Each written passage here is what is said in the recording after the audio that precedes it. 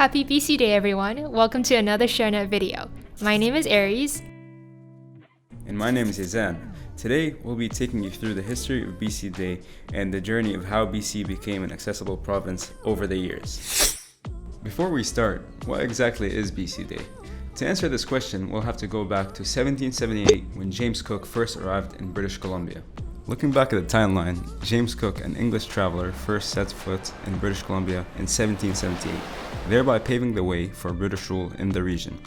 Years after the British rule, an individual by the name of James Douglas establishes Victoria on Vancouver Island as a Hudson's Bay Company trading port, named after the Queen of England.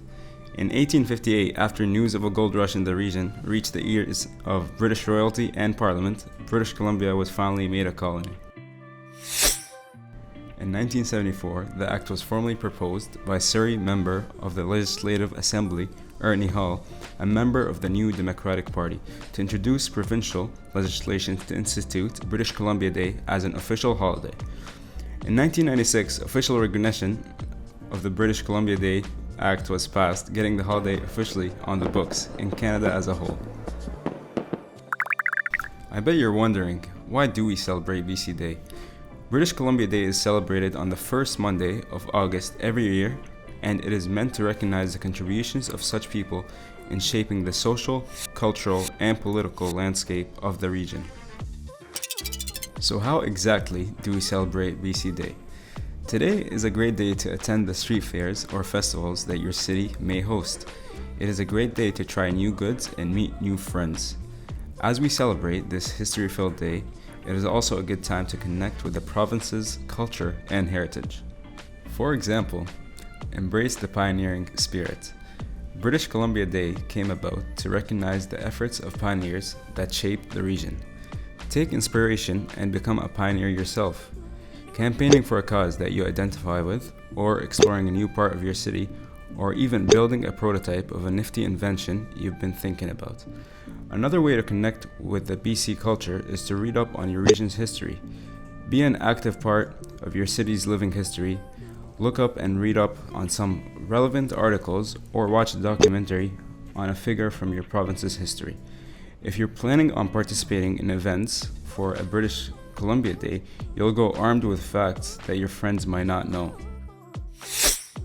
Now, let's talk about the history of disability and accessibility in BC. Through the quest to make BC an accessible and barrier-free province, the disabled community had to face many challenges and hardships. The history of disability in BC was not always rainbows and butterflies, yet it is one that must be acknowledged. The institutionalization of people with developmental disabilities began more than 100 years ago in BC with a large institution in New Westminster, known as Woodlands. Other large institutions, Tranquil and Glendale, were later created around the province.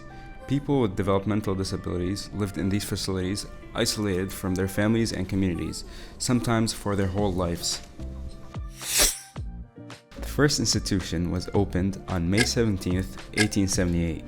It was built in Woodlands Memorial Garden, which is located in New Westminster. Known as the Provincial Asylums for the Insane, these institutions heavily branded people with disabilities as the anomalies of society.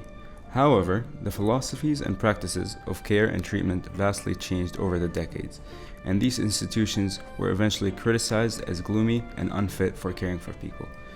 In 1996, BC became the first province in Canada to close all its large institutions for people with intellectual disabilities.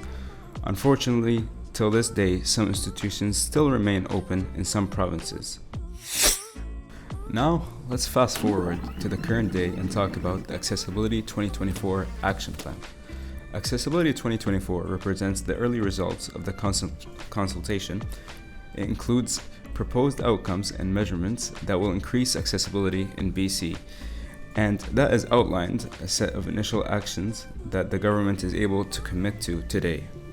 The Government of British Columbia has made a base commitment to a progressive realization of increased accessibility and reduction of barriers by supporting Canada's ratification of the United Nations Convention on the Rights of Persons with Disabilities. On a happier note, by 2024, BC plans to have more accessible housing options and the most accessible transportation options in Canada. As well, BC aims to have the highest labor participation rate and savings rate for people with disabilities in Canada by 2024. BC also plans on making sure every community has accommodated the needs of persons with disabilities in its emergency planning by 2024. So what else is in store for BC in terms of accessibility? The Accessible British Columbia Act, also known as Bill 6, is currently scheduled for a second reading in the BC Legislative Assembly. If passed, it will remove barriers and create accessibility standards throughout the province, which, according to the BC government, would help 900,000 British Columbians. Introducing Bill 6 is a step forward to developing an accessibility standard.